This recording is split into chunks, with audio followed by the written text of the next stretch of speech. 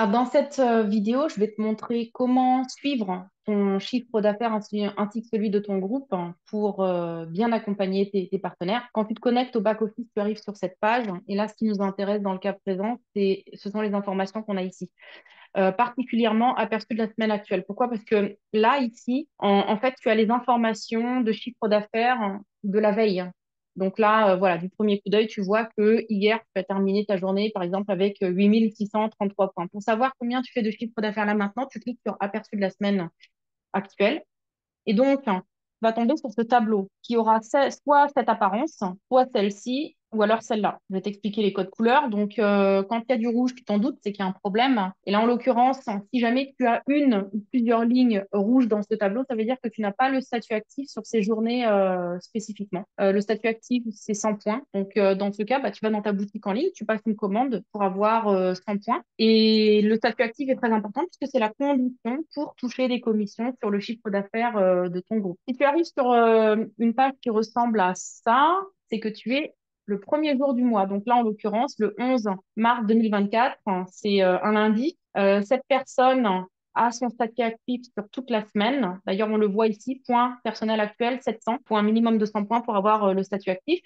Mais si ça ressemble à ça, c'est que tu es le premier jour de la semaine. Et quand cette journée ici, la journée du 11 mars sera terminée, eh bien, le lendemain, elle apparaîtra en vert. Tu le verras sur l'image d'après. Ce qui est intéressant, c'est que ça te permet de voir l'évolution de ton chiffre d'affaires jusqu'à la fin de la semaine. Tu vois, on commence la semaine à 6 894. Tous les jours, il y a un petit peu de points qui disparaissent. Et à la fin de la semaine, on est à 6 069 points. Pourquoi? Puisque, comme tu le sais, chez Yanoli, les points ont une durée de validité de 28 jours. Donc, si cette personne a perdu des points, c'est que à chaque fois, 28 jours auparavant, du chiffre d'affaires a été réalisé dans son groupe. On le voit bien d'ailleurs au niveau des points personnels. Elle commence à 700 points et les 2 derniers jours, elle a 560 points. Donc, ça veut dire que là, il y a 140 points qui avaient été réalisés 28 jours auparavant. Ensuite, ton tableau pourrait ressembler à cela. Donc là, la personne a eu le statut actif sur les 6 premiers jours, c'est en vert.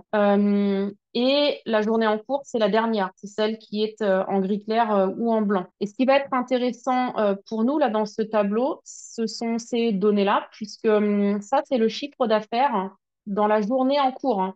Donc on voit que le 22 mai, la personne a eu 621 points réalisés par son groupe.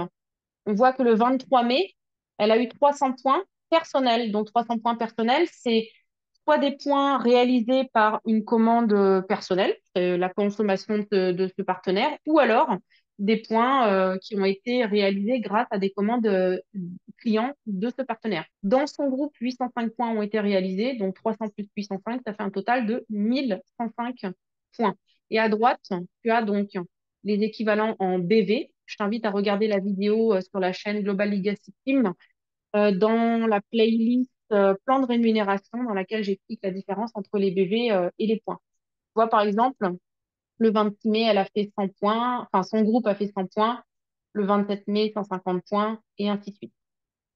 Maintenant, si tu veux savoir exactement qui a fait du chiffre d'affaires dans ton groupe, admettons, je veux savoir qui sont les personnes ou la personne qui a fait 805 points dans mon groupe, eh bien, tu vas cliquer sur la journée en question, tu t'intéresses sur voir le réseau.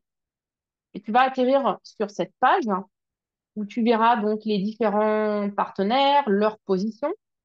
Ici, tu vois les points au total de cette personne. Et ici, sur ces trois colonnes, tu vois les points qui ont été réalisés dans la journée en question. Ici, on voit cette ligne de quelqu'un qui est bronze leader.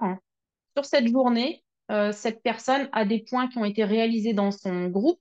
Pas de points personnels, mais il y a des nouveaux points qui ont été réalisés dans son groupe. Donc ça, je peux le voir ici. Si je veux savoir qui sont les personnes dans le groupe de ce partenaire qui ont fait ces points, eh bien, je vais cliquer sur la petite flèche à gauche.